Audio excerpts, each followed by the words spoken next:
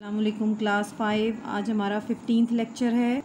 आज हम पढ़ेंगे नेक्स्ट अपना topic partition of Bengal 1905 AD, यानी बंगाल की अलहदगी। 1905 में बंगाल जो एक सूबा था उसको अलग कर दिया गया। The British partitioned Bengal in 1905 due to their administrative difficulties, यानी उस वक़्त जो अंग्रेज़ों की हुकूमत थी हिंदुस्तान पर, इंडिया पर, तो उस वक़्त ब्रिटिश हुकूमत ने अपनी इंतज़ामी डिफ़िकल्टीज़ की वजह से, यानी इंतज़ामी अपनी मुश्किलात की वजह से उन्होंने जो बंगाल एक सूबा था उसको 1905 में अलहदा कर दिया। ठीक है, एक सूबा बना दिया। By chance Muslims were in majority in East Bengal. अब बाय चांस यानी इत्तफाकिया ऐसा हुआ कि उस ईस्ट बंगाल में यानी मशरकी बंगाल में उस वक़्त मुसलमानों की बहुत ज़्यादा तादाद थी, मौजूद थी उस वक़्त। This partition open the chances of progress and prosperity for the Muslims.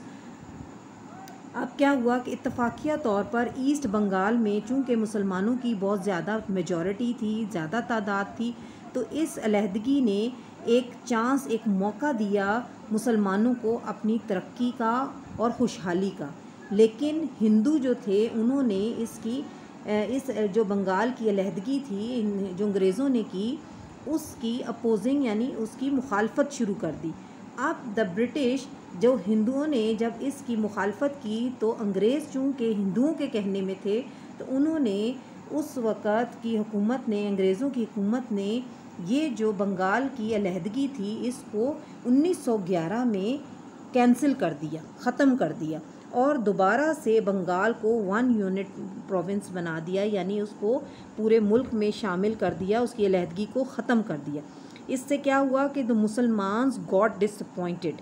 अब मुसलमान जो थे इस इक़दाम से बहुत ज़्यादा नाराज़ हुए, बहुत ज़्यादा अफसरदा हुए कि जो कि ये हिंदुओं ने किया कि उन्होंने ये जो बंगाल की अलहदगी थी उसको ख़त्म कराया।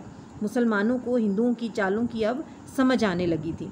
उसके बाद है शिमला डेपुटेशन, यानी शिमला का वक्त गया एक कैसे ऑन 1 अक्टूबर 1906 1906 के 1 अक्टूबर 1906 में एक मुसलमानों का वफ़द जो था, मुसलमानों के लीडर्स का एक वफ़द जिस कॉल्ड ऑन वायसराय, जिसको उस वक़्त जो शिमला का जो वायसराय यानी उस वक़्त शिमला का जो हाकिम था, अंग्रेज़ हाकिम था, वायसराय उस वक़्त उसको कहा जाता था, उस वायसराय लॉर्ड मिंटो ने एक वफ़द जो था वो मुसलमानों का बुलाया 1906 में शिमला में। ये जगह का नाम है, ठीक है, इंडिया में एक जगह शहर है जिसका नाम है।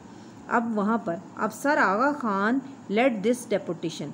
अब सर आगा ख़ान जो थे, ये आप देख सकते हैं पिक्चर में कि ये भी एक मुसलमानों के उस वक़्त लीडर थे। आगा ख़ान ने जो थे वो इस वफ़द के की नुमाइंदगी कर रहे थे, यानी इसको लीड कर रहे थे उसके। और viceroy promised to consider with sympathy the demand of separate electorate and some other demands of the Muslims। इस जो मुलाकात हुई शिमला में, तो उसमें ये सर आगा ख़ान की सरबराही में जो मुलाकात हुई इस वफ़द की लॉर्ड मिंटो से, तो उसमें लॉर्ड मिंटो ने, वाइसरॉय ने ये वादा किया कि वो अपनी हमदर्दी ज़रूर शो करेंगे, अपनी हमदर्दी इसमें शामिल करेंगे कि जो मुसलमान अपने अलहदा इलेक्शन की और अपने मुसलमान जो एक अलहदा अपने इलेक्शन की जो डिमांड कर रहे हैं और कुछ और जो उनकी डिमांड्स हैं, यानी उनके जो वो मांग रहे हैं मुसलमान, उन पर उस पर गौर किया जाएगा, उसको ज़ेरे गौर लाया जाएगा। इस वक्त में मुसलमानों ने अपनी कुछ डिमांड्स जो थी वो इस वायसराय के सामने रखी कि इन सब हमारी जो ये नज़रियात हैं इनको देखा जाए, इनके बारे में गौर किया जाए। अच्छा, इसमें क्या हुआ कि the success of Shimla deputation encouraged Muslims to form their own political party. अब जो ये शिमला डेपुटेशन था, इसकी कामयाबी ने मुसलमानों को ये हौसला दिया कि वो एक अपनी पार्टी बना सकते हैं। यानी शिमला डेपुटेशन में क्या हुआ कि जो अंग्रेज़ वाइसराय था उसने मुसलमानों के साथ अपनी हमदर्दी का इजहार किया और कहा कि आपके जो डिमांड्स हैं उन पर गौर किया जाएगा और उन पर गौर व खौज किया जाएगा, उनको सामने लाया जाएगा। अब separate electorate gave every nation right to vote for their representatives from the nation from that nation. अब ये जो अलहदा इलेक्शंस होते हैं, यानी अलहदा इलेक्शन का जो हक़ दिया जाता है हर कौम को, उसमें हर कौम के लोग जो हैं वो अपना वोट देते हैं, यानी अपना हक़ राय दही इस्तेमाल करते हैं अपने नुमाइंदगान को चुनने के लिए।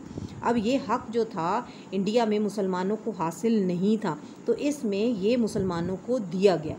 उसके बाद मुसलमानों ने अपनी एक अलहदा पार्टी बनाई जिसको ऑल इंडिया मुस्लिम लीग कहते हैं, जो 1906 में बनी। अब वो कैसे बनी, उसकी बुनियाद कैसे पड़ी? A meeting of Mohammedan educational conference was held in Dhaka on 30 दिसंबर 1906, यानी 30 दिसंबर 1906 को ढाका में, जो बांग्लादेश में है अब, उसमें एक मीटिंग यानी एक इजलास मुनक्किद हुआ मोहम्मदन एजुकेशनल कॉन्फ्रेंस के नाम से। इन दैट मीटिंग, अब इस इजलास में नवाब सलीमुल्लाह ख़ान, ये पिक्चर आप देख सकते हैं नवाब सलीमुल्लाह ख़ान की, कि नवाब सलीमुल्लाह ख़ान जो थे उन्होंने propose to form Muslim league, कि उन्होंने मुस्लिम लीग बनाने का इंदिया दिया। And it was established in the same year, और ये जो पार्टी थी वो उसी साल 1906 में ही बन गई। और उसके मकासद क्या थे? एक तो उसका पहला मकसद ये था कि to cooperate with the British government, यानी जो अंग्रेज़ों की हुकूमत है उसके साथ कोऑपरेट किया जाए। दूसरा था to protect the rights of the Muslims, कि मुसलमानों के हकूक़ की हिफाजत की जाए। तीसरा था to make friendly relations with other nations, के दूसरी कौमों के साथ भी एक दोस्ताना ताल्लुकात बनाए जाएं। इन पंजाब में sir Mohammad Shafi, Allama Mohammad Iqbal, Malik Barkat Ali and other Muslim leaders played important role in the politics of Muslim league. अब मुस्लिम लीग की सियासत में ये जितने भी नामवर नाम थे, इन तमाम लीडरान ने इसकी मुस्लिम लीग की सियासत में बहुत अहम किरदार अदा किया। आज हम यहाँ तक ही पढ़ेंगे।